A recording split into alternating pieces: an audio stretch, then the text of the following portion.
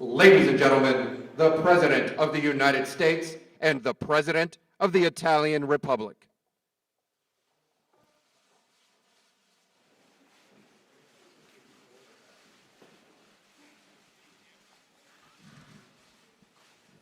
Thank you very much. Today, it is my honor to welcome President Sergio Mattarella of Italy to the White House. We've known each other for a while, we've dealt with each other for a while, and we've had some really great conversations. We've had a very productive discussion throughout the day with our staffs and representatives, and I look forward to hosting the President and his daughter Laura at a reception for the Italian Americans this evening. I look forward to that very much. The United States and Italy are bound together by a shared cultural and political heritage dating back thousands of years to ancient Rome. Over the centuries, the Italian people have blessed our civilization with magnificent works of art, science, philosophy, architecture, and music. On Monday, we pay tribute to the Italian explorer who led a voyage of discovery to the New World, a gentleman known as Christopher Columbus, and to me it will always be called Columbus Day. Some people don't like that, I do. Today, the United States and Italy draw strength from our cherished heritage as we work together to safeguard our people and promote prosperity. As NATO allies, our countries cooperate closely on a wide range of critical defense issues, including the protection of our nations against radical Islamic terrorism. The problem is that Italy is only paying 1.1% instead of the mandated 2%, which by and of itself is a low number. It should be probably 4%, anywhere from 4 to 5%. Only 8 of the 28 NATO countries are paying the 2%, meaning 20 of the countries are delinquent in the payment to NATO, and they have been for many years. Germany is at 1.3% at most, depending on calculation. Spain is at less than 1%. Turkey, believe it or not, is almost current, almost paid up. And I want to just thank Secretary General Stoltenberg because he's going around saying that President Trump was able to raise over $100 billion last year, which is true, but it's still only a large fraction. It's still a large fraction of the amount of money that's owed by many of the countries that aren't paying their dues. We hope that Italy will boost its defense spending in order to meet NATO's minimum 2% of GDP. And I will say that they have just purchased, and we learned about it today, 90 brand new, beautiful F-35s. The strike fighter program is doing phenomenally well. One of our major challenges and the challenge facing NATO today is instability in the Mediterranean, North Africa areas.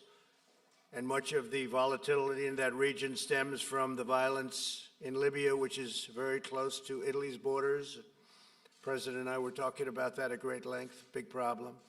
The ongoing Libyan conflict has led to a migration crisis, placing significant and unfair burdens on Italy in particular. I've asked that the European Union get much more involved because they're not involved enough. That's a problem for the European Union. They do very well with us on trade. They had a trade surplus with the United States over the last 5 or 6 years of about $150 billion a year. They have to get more involved and help Italy. The Italian government has stepped up as a leader to fight this illegal immigration. We urge also our NATO and European partners to take firm action to halt illegal immigration and uphold sovereign borders. Immigration control is critical to national security and essential to the well-being of our citizens. Nations must be able to vet, screen, and properly manage entry and admission into society. You know the legislation that we had passed. We have absolutely no help from the Democrats on our borders, absolutely nothing. The closure of loopholes, which would be very easy to do, they refuse to do. They want open borders, and Italy doesn't want open borders, and we're not going to have open borders. and our numbers are very good. I want to thank also Mexico and the President of Mexico for the great help they've given us. They've helped us much more than the Democrats. Here in the United States, we're taking dramatic action to secure our borders, shut down smuggling networks, and speed the removal of illegal immigrants. We're moving the MS-13 gang members out literally by the thousands. They're getting out. We're dropping them out of our country, and they can't come back. And what we've done with Guatemala and Honduras and El Salvador is, they tell me, close to a miracle, the agreements that we've signed. They accept them back and they keep them back. It's a much different relationship than we've ever had with those three countries, and I want to thank the leadership of those three countries. We've been working very well together. Our message is clear. If you enter illegally the United States, you will be promptly returned home. They're all returning home. It takes a long time because we've had years of people coming in, staying, and that's the end of that. President Mattarella also discussed the steps we must take to enhance commerce and economic growth between our two countries. Our nations are already investing nearly $70 billion in each other's economies. Without the burdens, as unfair as they are, imposed by the European Union, we would actually have a much higher number than $70 billion between Italy and the United States. However, we can do more, and we can achieve fairness and reciprocity, which we don't have right now. America's trade deficit with Italy accounts for about 20% of our nearly $150 to $170 billion, probably, according to some estimates, could even be $178 billion annual trade deficit with the European Union. We welcome Italy's support for a mutually beneficial trade agreement with the EU that ensures a level playing field for American workers, and it hasn't been that for many, many years. I could solve the problem instantly, but it would be too harsh. It would involve tariffs on European products coming into this country, and for right now, we're going to try and do it without that. But that would solve the problem instantly because the United States is not being treated fairly. We also welcome Italy's participation in combating predatory trade and investment practices worldwide, especially in technology. We must work together to shield our intellectual property, critical infrastructure, ports, and data security. I applaud Italy's recent commitment to use only safe and trustworthy technology providers, components, and supply chains, especially relating to the 5G networks. We will work together to take further steps to secure the technology of the future.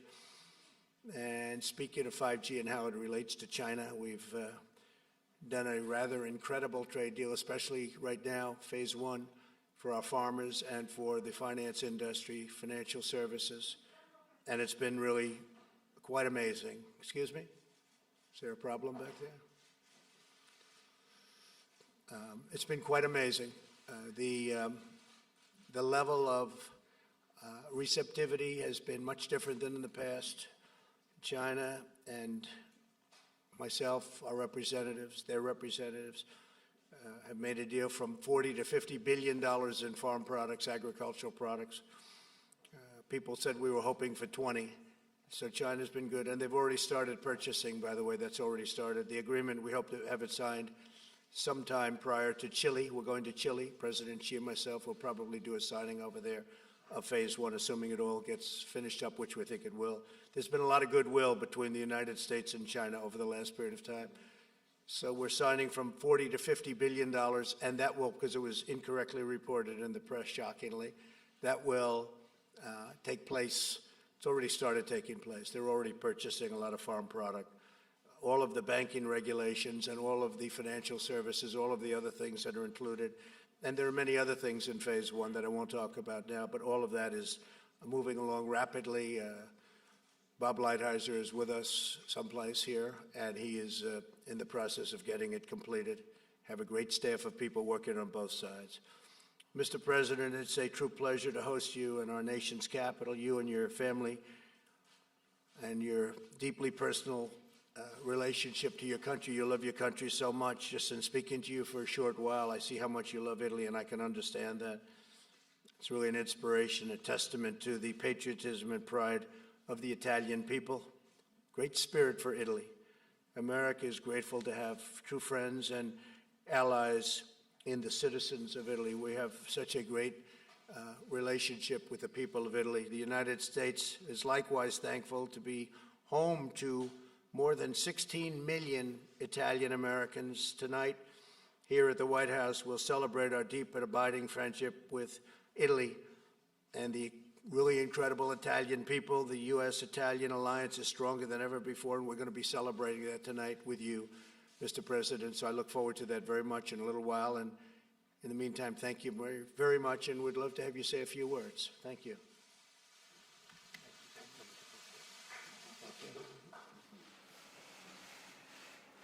Desidero ringraziare molto il Presidente I Trump want to thank President Trump per very much l'invito for his invitation e per l'accoglienza and riservata a me e for alla the delegazione che mi welcome, accompagna. both to myself and to my entire delegation. I rapporti tra The Stati Uniti e relationship Italia sono between the United caratterizzati States da and una Italy amicizia are marked profonda by a deep friendship e da comunanza di interessi, and by common interests, rafforzate l'uno e l'altro dalla presenza negli Stati both Uniti strengthened by the presence tanti here in the U.S. americani of so di many origine italiana. Americans of Italian descent. Anche per questo sono lieto di poter That's svolgere questa another visita reason in why I'm questo so mese di happy ottobre, to be here on this visit dedicato in anche October, quest'anno al dedicated al patrimonio this year italo-americano. again to Italian heritage. Vorrei riprendere il riferimento che ha fatto il I'd like to go Presidente back to Trump a what President Cristoforo Trump was Colombo, saying when he mentioned Christopher Columbus, che ha aperto orizzonti, who opened up new ha posto horizons. ha fatto conoscere e posto in collegamento continenti che si ignoravano. Got to know and connected continents E a which giudicare ignored dal one ruolo another. dell'America nel mondo, And based sembra on che the abbia role fatto of un the buon U.S. lavoro as in the allora. world, it seems to me that he did a good job back then. L'Italia vede negli Stati Uniti non soltanto To Italy, un alleato the fondamentale, U.S. is not only a ma fundamental anche un ally, paese con il quale condivide it is also a country lo with stesso which cammino it democratico, shares the same path of democracy, insieme al quale si riconosce A negli country stessi valori which shares the same values of freedom, of the protection of human rights, of the respect for minorities, of the rule of law. La visione internazionale dell'Italia Italy's international vision is based on the pillar, which is the Atlantic Alliance, which then over time also led to European integration of the European Union, which was a consistent process. These are two essential elements in our foreign policy and in our cooperation. We are united. The U.S., Italy, and Europe are united due to our history, due to our common references, due to the culture we share, and due to the very intense human relations we have between our fellow citizens. As President Trump mentioned earlier, we talked about NATO. And NATO is first and foremost a community of values, which Italy recognizes and to which Italy participates with a great deal of conviction and very factually. Italy has always contributed very intensely to NATO missions and operations, and with a great deal of effectiveness. We have substantially supported the activities of the alliance. And I'd like to remind you of the fact that besides being the fifth contributor to NATO, Italy is the second contributor in terms of the troops it devotes to NATO missions. And after the U.S., we rank number 2 in the number of troops participating in NATO operations. Along with all of the other missions we perform through the UN and in the coalition against terrorism, which has developed in recent years. And I'd like to remind you of the fact that as we speak, 6 Italian F-35s of the Italian Air Force are patrolling the skies over Iceland within the framework of the second NATO mandate as a way of ensuring peace and security. Italy has constantly reiterated that the transatlantic spirit has to be nurtured, protected with all of our strength in all the dimensions of the relationship we share. And with this spirit in mind, we hope, I hope, that with the new 5-year parliamentary term within the new European Union, we can foster our cooperation on trade between the U.S. and the EU. We are aiming to define solutions that can strengthen our relationships, because commercial trade tensions are to the benefit of no one. We feel that imposing tariffs on one another mutually is counterproductive, and it damages both of our economies. And I'd like to add that we share with the U.S. The belief that the WTO should be reformed as a way of making it more efficient and more effective. And as President Trump mentioned, we talked about Syria. We are deeply concerned with Turkey's offensive in the northeastern part of Syria. And this attack in a limited number of days has already caused a number of casualties and tens of thousands of refugees and displaced people. And there were plenty of victims amongst civilians as well. This is an attack which also has another risk, namely that of offering new space, which was unthinkable up to a few days ago to ISIS and to its criminal terrorist activities in Syria, in the Middle East, but not just in the Middle East, also in other continents around the world. Italy, in line with the EU's position, condemns the Turkish operations which are ongoing.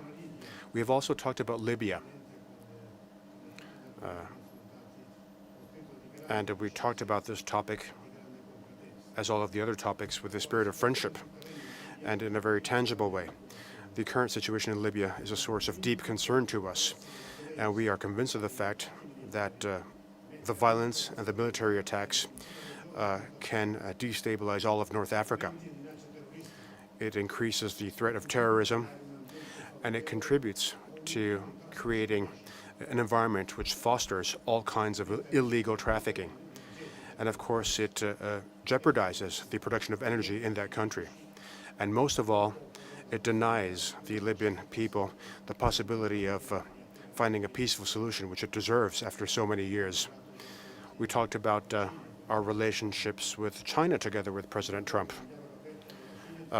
And through an open dialogue with China, we want to defend the world order based on clear rules, with the UN at the center of the world order, and an open and fair market, one which complies with the principles of the World Trade Organization. And from this point of view, we discussed two topics, namely security concerning new technologies, and I'm referring to 5G. Italy has been paying close attention to our national security requirements. It has paid close attention to it, and it will continue to do so. We also underlined the need to have a level playing field in trade and in investments, so that there can be a fair and healthy trade relationship. There needs to be an access to the market which doesn't discriminate anybody. And we need to be able to protect intellectual property for all of the economic players involved without any theft of technology. All of these topics were discussed with a full spirit of friendship, with a great deal of cooperation, along with many other topics. And this opportunity was also an excellent opportunity to reiterate the friendship between the U.S. and Italy, and the very strong relationship between our two countries within the framework of the Atlantic Alliance. And for that reason, I want to thank President Trump very much for our meeting, for our talks, for your welcome. And I'll be seeing you again this afternoon on an occasion which will be filled with a great many elements of meaning and importance. Thank you, Mr. President.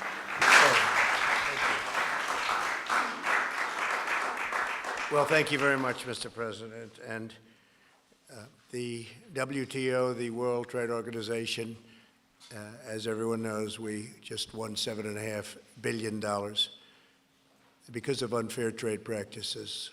And that will be distributed in a fair way throughout various countries in Europe, and we're talking to the president about that as it pertains to Italy.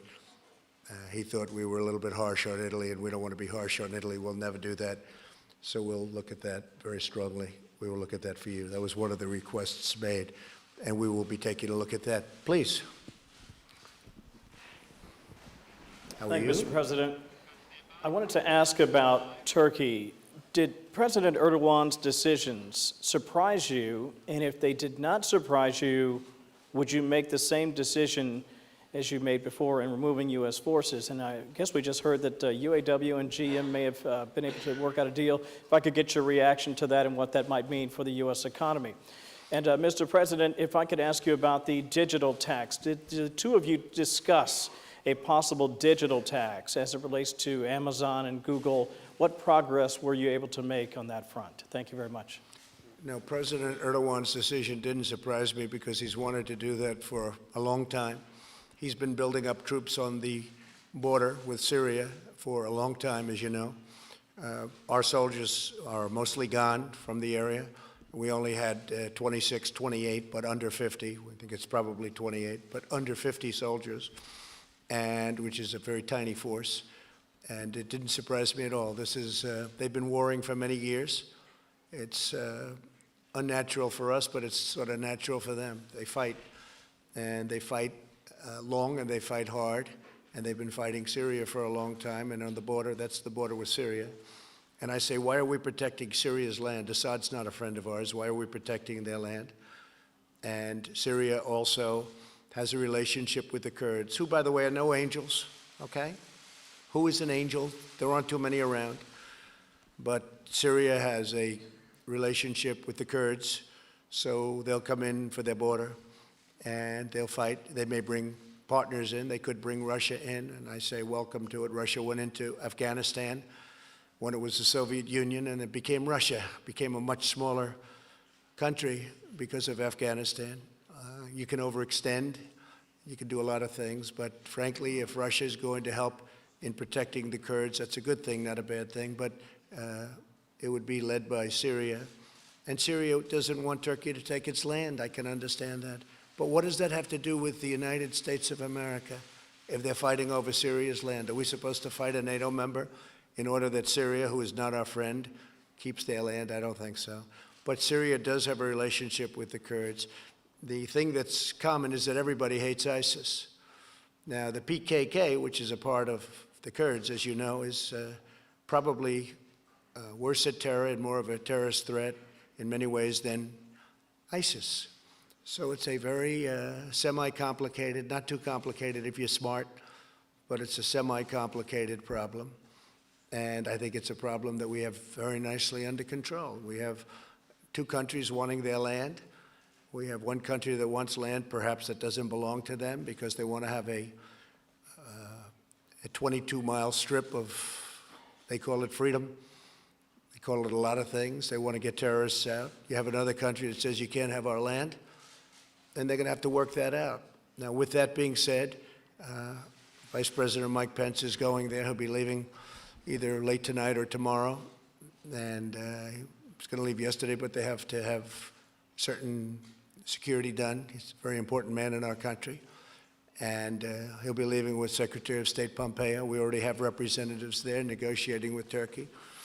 We've put massive sanctions on Turkey, and we have additional sanctions on Turkey. And when I ran on a basis we're going to bring our great soldiers back home where they belong. We don't have to fight these endless wars. We're bringing them back home. That's what I want on. And some people, whether you call it the military-industrial complex or beyond that, they'd like me to stay. One of the problems I have, and one of, for instance, with the witch hunt, you have people that want me to stay. They want me to fight forever. They do very well fighting. That's what they want to do, fight. A lot of companies want to fight because they make their weapons based on fighting, not based on peace. And they take care of a lot of people. I want to bring our soldiers back home. We're not a police force. We're a fighting force. We're the greatest fighting force ever. I spent $2.5 trillion over the last almost 3 years rebuilding our military. When I took it over, it was a mess. It was an absolute mess. It was totally depleted. You know that. A lot of people know that. Honest people all know that. When I was thinking about having to do something, one of our generals came in to see me and he said, "Sir, we don't have ammunition." I said, "That's a terrible thing you just said." He said, "We don't have ammunition." Now we have more ammunition than we've ever had. We have more missiles. We have more rockets. Our nuclear has been totally updated and in some cases new. Hopefully, to God, we never have to use it. But we have the most powerful nuclear base by far in the world. And we have things that we never had before. We have a great modern military, but that doesn't mean we're going to waste it. It doesn't mean we're going to deplete it like we did before with these crazy, endless wars. So Turkey and Syria will hopefully work it out between themselves. Hopefully ISIS will be guarded. I spoke with, as you know, a wonderful man yesterday, general, from the Kurds. You all know who I'm talking about. Some of you have seen the letter that I put out to Erdogan. I gave it to him, President Erdogan, and some of you have seen it. With the general, I said, listen, don't open those doors and let them out just to create more havoc so that we come in. Because some of those doors we just opened. Let's create some havoc and some political exposure for the President of the United States.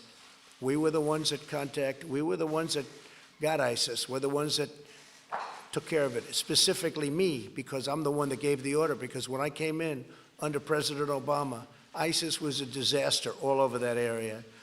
I was the one that got them. We were the ones that captured them.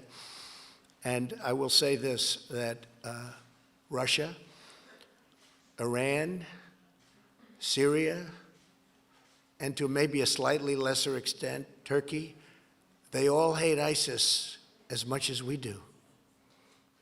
And it's their part of the world. We're 7,000 miles away. I campaigned on bringing our soldiers back home. And that's what I'm doing. That includes other places too, many other places. Statutorily, it takes a period of time. Diplomatically, it takes a period of time. But, you know, we're in many countries, many countries. I'm embarrassed to tell you how many. I know the exact number, but I'm embarrassed to say it because it's so foolish. We're in countries, we're protecting countries that don't even like us. They take advantage of us. They don't pay, nothing. You probably saw, some of you wrote and covered the fact that we're sending some additional troops to Saudi Arabia. That's true, and I appreciate the fact that I negotiated for a short period of time, a matter of minutes, with Saudi Arabia, and they've agreed to pay for the full cost of all of that deployment, and more, much more. A very rich country, they should be paying, and so should many other countries be paying if they want this kind of protection. Same thing with NATO. We're at 4%, and other countries are at 1%, and certainly a European country benefits much more than we do with NATO. I mean, it's there for a reason. And perhaps we benefit, but not nearly as much as the European countries. Some people say we don't benefit at all. We put ourselves in harm's way. But we do that for Europe, but then they treat us badly on trade. Not fair. So I would say that we're in a great position. We're doing what I said. We have two countries that are going to argue over their border. Hopefully they'll work it out. We're going to try and work it out. I think our vice president, who's a very capable man, will do well tomorrow. He's going to meet with President Erdogan. President Erdogan said he wouldn't meet with anybody, and he took that back just a little while ago, and he said, no, I will. And I think they'll have a successful meeting. If they don't, the sanctions and tariffs and other things that we're doing, we will do and are doing to Turkey, will be devastating to Turkey's economy. I got Pastor Brunson home. Nobody else could do it. The previous administration tried very hard. They were unable to do it. I did it very quickly. And let's see what happens. But I think we'll be successful. But we got to get out of the endless wars. We have to bring our troops back home. I go to Walter Reed and I give out Purple Hearts. Just did it on Friday. I see the incredible soldiers coming home to Dover, coming home in a coffin, on areas that we have nothing to do with. We have nothing to do with.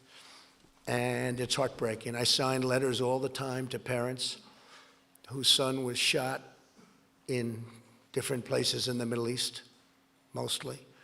It's very heartbreaking to see, very heartbreaking. So I've said it, and it's through strength, not through weakness. Much harder to do what I'm doing. I could be like all of these others. Oh, just leave them there, leave them there. No, I can't do it. Much easier for me, much probably politically better for me just to say we'll leave a lot of people there and we'll fight. They don't even know what they're fighting for. It's much more difficult politically. It's not politically expedient, it's just the opposite. And I have people even on my side, they want to fight. I say, why are we fighting? I don't know. They don't even know. So you have Syria and you have Turkey, they're going to argue it out, maybe they're going to fight it out, but our men aren't going to get killed over it. And just one other thing, they've been fighting for hundreds of years. It's been going on for hundreds of years. So it's a long answer, but I think I've got much of it out. Thank you very much. Please, question?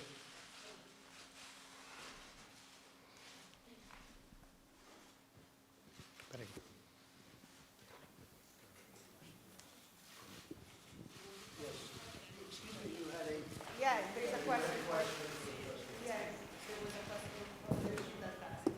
Oh, sure, thank you. Mr. President, I was asking if the two of you discussed a possible digital tax and where that discussion might be going, in particular as it might relate to Google and Amazon and others. Thank you, sir. Se ho compreso. Yes, I understood the question. No, we did not talk about this. And of course, this is an open issue. It's very important. It is being discussed in a number of different international contexts so that this important issue can be discussed and solved. Buongiorno. By the way, the digital tax, I have to say, is interesting because I did discuss it with another European Union member, namely France, and France is basically doing the digital tax. And I'm no fan of those companies. They were against me. Somebody said I lost maybe 2 million votes, maybe more because of Facebook. But these are American companies, and whether you like it or not, they're great, big American companies. And I'm not happy with the digital tax where France and European Union is taxing our companies. And as you know, we imposed a big tax on French wine because of it. So just to answer your question, Kevin, I'm not happy about the fact that they are taxing our companies. I'm not a fan of those companies, but if anybody's going to tax those companies, it should be the USA. It shouldn't be France and the European Union, who have really taken advantage of the United States. Okay? Thank you very much. Good question. Okay, you can pick somebody, Mr. President. Yes. Giovanna Pancheri, Sky. A question for President Mattarella. As far as Syria is concerned, Adesso meglio? Riesce a sentirmi, Presidente? Per quanto riguarda la Siria, as far as Syria is concerned, in recent days, you talked about the risks Europe runs in terms of not responding to the situation. In recent days, some European countries, including Italy, have discussed a possible ban on selling weapons to Turkey. Do you think this can be an adequate way to respond to the situation, also considering that Turkey is and continues to be a member of NATO? Mr. President, I would like to ask you, on September 27, Attorney General Barr has been in Rome to meet with Italian intelligence officials. I would like to know if you personally talk with Prime Minister Conte to arrange this meeting, which kind of information Attorney General Barr was looking for, and if you were satisfied from the information the Italian intelligence gathered for you. Thank you. Well, I don't know the details. I just know that our country is looking into the corruption of the 2016 election. It was a corrupt election, whether it's Comey or McCabe or Strzok or his lover, Lisa Page, the two great lovers. There was a lot of corruption. Maybe it goes right up to President Obama. I happen to think it does. But you look at Brennan and you look at Clapper, and you get some real beauties. I know that they're looking into the corruption. Obviously, the IG report's coming out soon, so we'll find out. I don't know anything about the meeting, but certainly it would be appropriate because the word is, and you read it in the same papers that I do, that they did go to other countries to try and hide what they were doing. Italy may have been one of them. So you'll really have to ask Attorney General Barr. Okay? Thank you. Sì, la Turchia. Yes, Turkey is a member of NATO, and that is something very important, of course. I'd like to remind you of the fact that currently there is an Italian contribution to Turkey. We have an anti-missile system, which Italy has been having in Turkey for a number of years within the context of a NATO mission. As the Latins said, amicus platus de magistute amica veritas, which means something more important than my friendship is the truth. The relationships of friendships and alliances, of course, don't mean that we can't say that the Turkish attack on Syria is a serious mistake. So we condemn that attack with no hesitation whatsoever, due to the reasons I mentioned earlier. The solution, of course, doesn't lie in sanctions. And if the situation continues, sanctions will be inevitable. And Italy has made announcements, as has the European Union. The only solution is to stop all military operations and to retreat from that area as a way of stopping all of the dangers that I mentioned earlier. John, go ahead. I want to pick up on what your comments on Turkey and Syria. Sure. Even after all you have seen, ISIS prisoners freed, all the humanitarian disaster, you don't have any regret for giving Erdogan the green light to invade? I didn't give him a green light. Well, did you tell him? That's Did he the defy same thing you? as you just, when you make a statement like that, it's so deceptive. Just the opposite of a green light. First of all, we had virtually no soldiers there. They were mostly gone. Just a tiny little group. And they would have been in harm's way. You have a massive army on the other side of the border. But more importantly, I didn't give him a green light. And if anybody saw the letter, which can be released very easily if you'd like, I could certainly release it. But I wrote a letter right after that conversation, a very powerful letter. There was never given a green light. They've been wanting to do that for years, and frankly, they've been fighting for many, many years. And when you ask a question like that, it's very deceptive, John. It's almost as deceptive as you showing all of the bombings taking place in Syria, and it turned out that the bombing that you showed on television took place in Kentucky. So, and I'm not even sure that ABC apologized for that, but certainly it was a terrible thing. I'm looking at this, I'm saying, wow, that's pretty bad. And it was in Kentucky, it wasn't in Syria, so I don't know what you're going to do about that, but I think ABC owes an apology. Did you see, Lindsey Graham just said of your remarks that you made in the Oval Office that if you keep talking like that, quote, this will be a disaster worse than Obama's decision to leave Iraq. No, Lindsey Graham would like to stay in the Middle East for the next 1,000 years with thousands of soldiers and fighting other people's wars. I want to get out of the Middle East. I think Lindsey should focus right now on judiciary, like the Democrats, the do-nothing Democrats, as I call them, because they're doing nothing. They're getting nothing done. They're not getting USMCA done between Canada, the United States, and Mexico. They're getting nothing done. And I think Lindsey should focus on judiciary. He ought to find out about what happened with Comey, what happened with McCabe, Lisa, what happened with Peter Strzok, what happened with President Obama, what happened with Brennan. That's what Lindsey ought to focus on. That's what the people of South Carolina want him to focus on. The people of South Carolina don't want us to get into a war with Turkey, a NATO member, or with Syria. Let them fight their own wars. They've been fighting for 1,000 years. Let them fight their own wars. The people of South Carolina want to see those troops come home, and I want an election based on that, and that's the way it is, whether it's good or bad. That's the way it is. And if you look at this country, I'd be willing to bet anything, political instinct, that that's what the country wants.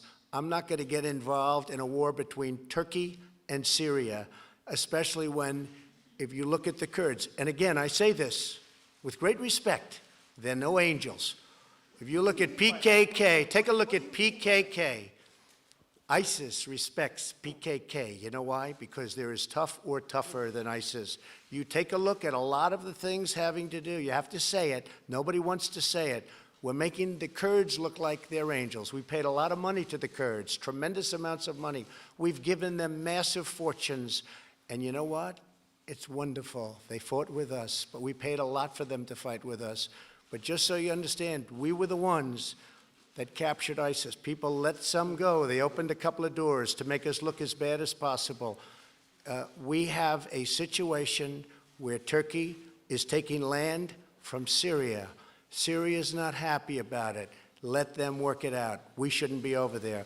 And you should get your accounts correct. And you shouldn't be showing up buildings blowing up in Kentucky and say it's Syria, because that really is fake news. Yes, please, ask a question. But you don't think the country's worried about ISIS? I mean, you mentioned earlier you think some of the countries might hate ISIS more than the United States. Absolutely. Russia hates ISIS. Russia hates ISIS as much as the United States does. Iran hates ISIS. I mean, we're fighting a war for Russia. We're fighting a war for Iran. You look at Syria. Syria hates ISIS. We're over there killing ISIS, and we're killing. Don't forget, we're 7,000 miles away. So we're killing ISIS. We're 7,000 miles away. Russia's much closer. Iran is right there. Turkey is right there. They all hate ISIS. Turkey a little bit less so, but the others very much. Russia had a plane blown up by ISIS. Russia wants nothing to do with ISIS. Russia's tough. They can kill ISIS just as well, and they happen to be in their neighborhood. And all I'm saying is this. I'm not going to lose potentially thousands and tens of thousands of American soldiers fighting a war between Turkey and Syria. Syria is not our friend. Assad is not our friend. That's the way it goes. Please ask a question. But Mr. President, you said you withdrew 28 troops. 28. They say it was 28. We thought it was 50, but it was about 28. 26 to 28 troops. And all look what's accounted happened for. since Nobody that- injured. Listen. All accounted for, nobody injured, nobody missing. It's really nice. But look what's happened since those troops were withdrawn and since you had that conversation with President Erdogan. You know what's happened? No American soldiers have been killed. That's what's happened. And other people will go in, and very easy to recapture those people that probably the Kurds let go to make a little bit stronger political impact. And that's okay. I fully understand it, but that's the way it goes. We're bringing our soldiers back home, and we've done a great job. We were supposed to be in Syria for 1 month. That was 10 years ago. And we've been a police force. It's time to bring our soldiers back home. That's the way it is. We've had no soldiers injured or hurt. That's because I'm president. And we're the boss. Just remember that. We have the most powerful military in the world by far. Please. Mr. President, what is the view in Europe of the President's decision to withdraw, to make the abrupt decision to withdraw from Syria? Sulla Siria, Well, I already answered a question regarding Syria. I'm not here to judge what other countries do, but to say what my country's position is. And our position is what I mentioned earlier on Syria, on the fact that we condemn what Turkey decided to do in recent days with no possible ambiguity.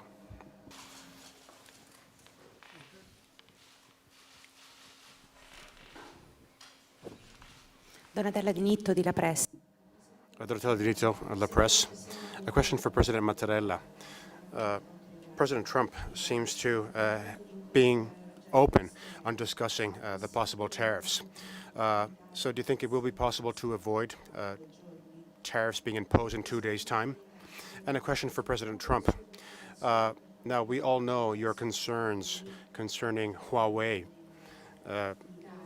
entering Italy's security system. Are you satisfied with the measures that Italy decided to implement? Well, I'll answer first. Yes, I am satisfied. They've been very accommodating. They weren't at the beginning, and they have been since then. And I want to just thank the Italian government and your prime minister, actually, in addition to the president. But as you know, I had long conversations with my friend, and they were very nice. So I am very satisfied. And we just discussed the same conversation with the president. Very satisfied. Thank you. per quanto riguarda As far as the topic of tariffs is concerned, tariffs following the WTO decision on the EU's contribution or the subsidies to the Airbus consortium, I already mentioned what our belief is. Let me repeat it. I think that within the transatlantic relationship and with the friendship that there has always been between the U.S. and the EU, it would be preferable to discuss our respective positions so that we can find a solution which takes into account the requirements of both parties, and that's wholly possible. The alternative would be that of imposing tariffs. Currently, following the WTO's decision concerning Airbus, there may be tariffs. And there may be tariffs in 6 months' time concerning the subsidies given to Boeing. This is a mere race between tariffs and mutual tariffs. I think it would be best to meet and to deal with our mutual needs so that a solution can be found. But if we don't do this now, it will have to be done soon. And I believe it would be best to find a solution immediately instead of imposing tariffs, which would lead to other tariffs, and that would be a damage to both of our economies. Well, actually, the tariff situation is interesting because it's like I said with China, it turned out to be true. We cannot lose a war of tariffs because the imbalance is so great between the United States and, in this case, the European Union. Also true with China. That turned out to be right. We've collected tens of billions of dollars of tariffs. We've given some to the farmers to make them even.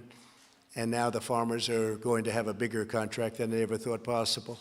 They won't be able to produce even that much, but I think they will because they're incredible and genius. As I say jokingly, but probably not jokingly, they'll just have to buy larger tractors, which is probably what they're doing right now. But the farmers come out so well. But in a war of tariffs with the European Union, the trade imbalance is so great that we can't lose that because they do much more business than we do. And that's unfortunate. But the word reciprocity is probably my favorite word. Of all of these words, all of the semi-complicated, complicated, to me not complicated at all, things that we're doing, it's got to be reciprocal. And it's not. The European Union's taken tremendous advantage of the United States. Many of us come through, one way or the other, through the European Union. That's the good news. The bad news is they've been very smart. They've been very smart. Jean-Claude has been brilliant. No, he's leaving, but he's been brilliant at really helping them and not helping us. And so that's changing now. But we can't lose that particular war of tariffs because the trade imbalance is tremendous. It's tremendous. And if you look at what they don't have, the barriers that they put up tremendous barriers to our doing business in Europe, tremendous barriers, both from a monetary standpoint and what they call non-monetary barriers. It's a very tough thing. Our farm products, very hard to get them in. Our cars, very hard to get them in. And yet they send Mercedes, they send BMW, then they send Volkswagen, Renault, in the case of France. So it's a very tough situation for us for many years, but now it's a very tough situation for them because I can remedy the situation very easily. And there really is not any financial counterattack. Hopefully I don't have to do that. We are, with all of that being said, we are talking. We're talking with some new people in Europe. And I hope it's going to be successful. That way we don't have to talk about it or worry about it because our relationship should be a great one. But we have to be treated fairly on NATO, and we have to be treated fairly on trade with the European Union. Thank you all very much. Thank you.